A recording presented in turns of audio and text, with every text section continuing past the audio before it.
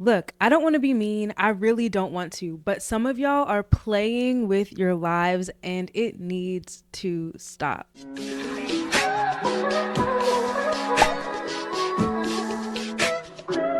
I went to an event a weekend ago, and afterwards, someone came to my mother and came to me just to share, like, keep doing what I'm doing. Not a lot of young people are carrying themselves in the way that you do, are as diligent as you are. And that was a beautiful compliment to receive, and I am so grateful.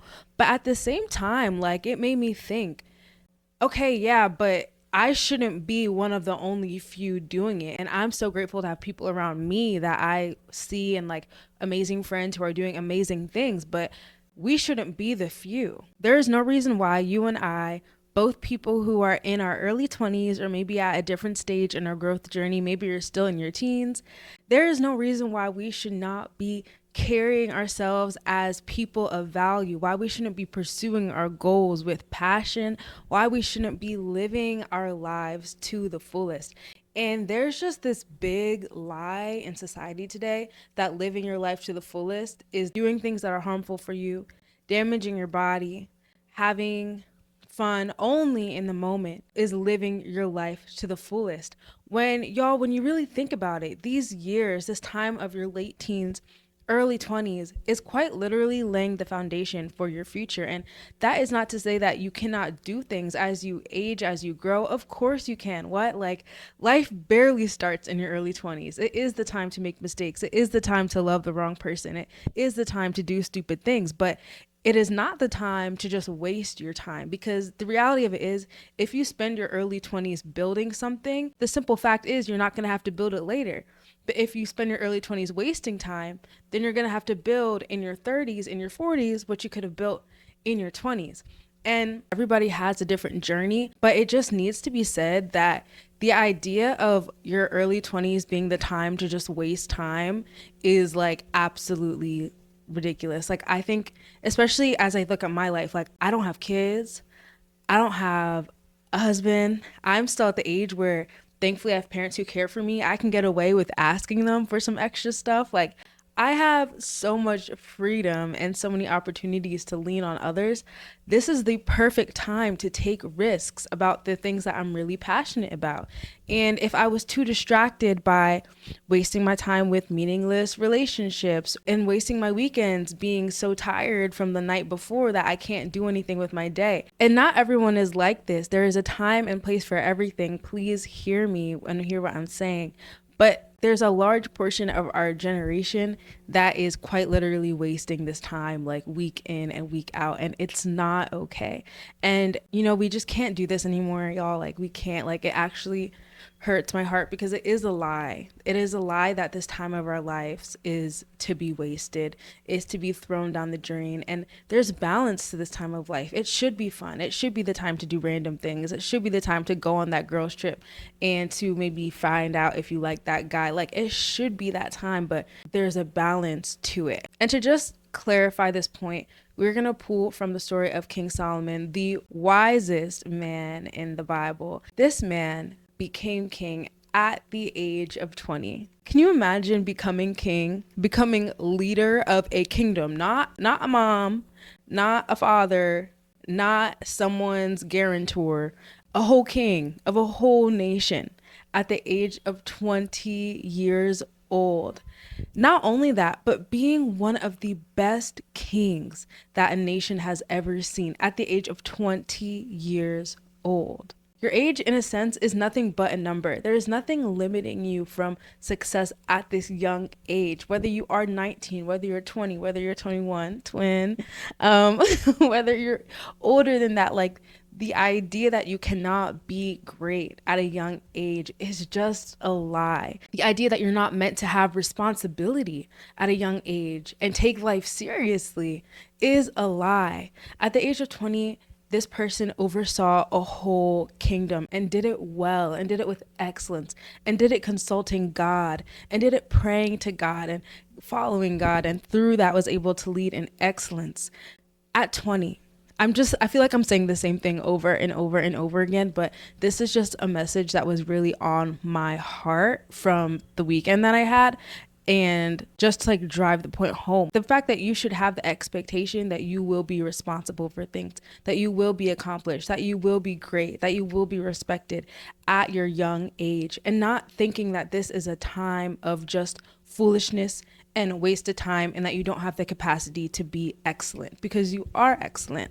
But the world would try to tell you otherwise. You're not stupid. You're not just young and silly. You are a full grown person with real experiences, valid skills, and extreme value that the world needs. And I think that there is a defining moment in the story of King Solomon. And I need to read the story more so in depth. I know there are very deep studies on it, but a defining moment that kind of answers the question of how in the world could he do so much at a young age, and even the key point that differentiated him as a leader, as one of the best leaders, as someone in a history of an entire faith that's known for their wisdom. Like, what was this differentiating factor? And I really do believe that the key is that King Solomon prayed for wisdom. He went out of his way to pray for wisdom. The Bible speaks about asking God for things and those things being given to us. And there was a moment where that truth became real for King Solomon, and God told him, ask for whatever it is that you would like. And this is what Solomon's response was. I'm just going to read it off my phone. So God asked him, ask for whatever you want me to give you. And Solomon's answer was this. First, he went and said about how God has been so kind to the people who came before him, and his father David, who was a man who followed God and was a man after God's own heart. And he acknowledged how God has continued being kind and how him himself being David's son was a blessing to David. And then he says this, now, Lord my God, you have made your servant king. He was saying, you've made me king in place of my father, but I am only a little child and I don't know how to carry out my duties. I am here among the people you have chosen, a great people, too numerous to count. So give me a discerning heart to govern your people and to distinguish between right and wrong. For who is able to govern this great people of yours? God said back, since you have asked for this and not for long life or wealth for yourself, nor have asked for the death of your enemies, but for discernment in administering justice, I will do what you have asked. Y'all, this is so good. This is so good. And this is the key. This is what I'm saying. Like, there's not one narrative for us as young people. There's not one narrative for wasting our time, for being foolish, for doing whatever. First, the thing that Solomon did was he acknowledged the blessings of the past. I think a lot of times, especially when it comes to faith, especially if you grew up in church and you've seen people be hypocrites or whatever, you have church hurt, and I've experienced this firsthand, it is so easy to just act like God doesn't exist at all, or to act like there's not some divine protection over your life, or like you are not blessed. You have to first acknowledge the fact that God has been present in your life and in the lives of people that have come before you, even though things haven't been perfect. Next, Solomon does a great thing. He acknowledges the fact that, okay, if I'm here, if the people who have come before me have gotten here because of the faithfulness of God, then I need it too. I need it too. And within that acknowledgement, he also can see, I'm really young. He was 20. He's like, you want me to be in charge of these thousands and thousands and thousands of people. I, as a 20-year-old, am obviously not going to be able to do that. So, God, we need to figure something out.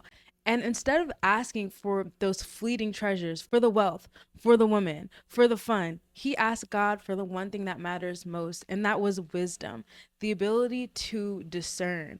And this is something that you have to ask for.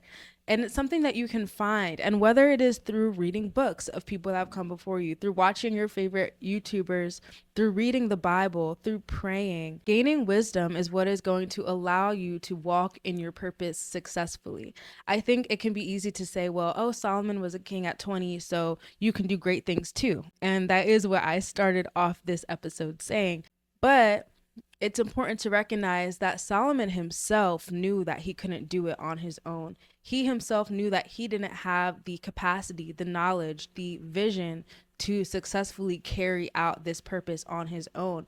And so he intentionally went out of his way to consult with the one being who actually does know everything. And I don't want this to be like a hyper spiritual, like weird, like woo woo type of thing. I think it's very simple. The foundation of what he asked for was the ability to discern between right and wrong. And God gives this to us in so many ways. And I think a big way is through our conscience. As we're walking throughout life, whether it's your gut feeling, whether it's feeling bad about something, like whatever it is, there are those little moments where you know, like, maybe I shouldn't do that.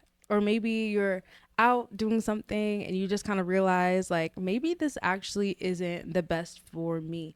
And having the ability to not only discern, but then also follow what is right and wrong is something that, honestly, from my experience, you cannot do on your own. I think one of the weaknesses of being so young, one of the vulnerabilities, is that there are a lot of things that you just haven't yet experienced. And so there's a lot of questions that you have, a lot of unknown things that we have, and this just deep desire to just figure things out. And a lot of times we want to do that by experiencing those things for ourselves. And so to relinquish control and say that you're not going to allow yourself to experience XYZ is actually very hard, especially when a lot of the people around you are doing it. But it is the difference between living a life like Solomon lived. We're kind of starting walking in purpose so early. That is the key to doing that. It's a really necessary step. And I think that everyone has the freedom to do what they would like to do. I think that there is a different journey for everyone. No one is perfect. Solomon's journey wasn't perfect. But I just really think it's important to know and be aware of the fact that this season of life is not meant to be wasted. There is purpose behind it. You have the ability to achieve so much right now. And being able to just decide for yourself that you can do more if that is what you want to do. And I know, and I kind of said this at the beginning, but there are just so many external pressures that would lead us to believe that this period of time is to be wasted, is to spend making mistakes that we don't really need to make. I just think it's important to encourage each other that there is more for us, that we don't have to go down a path that we could completely avoid, and that we do have the ability to choose better, to ask for wisdom, and to learn how to live each step of our lives better and well and after the plan that God already has for us. Well, thank you for listening to another episode of the I Am podcast. I hope that this was encouraging for you. If you have any other thoughts or comments, leave them in the comment section down below, and I will see you next episode. Bye.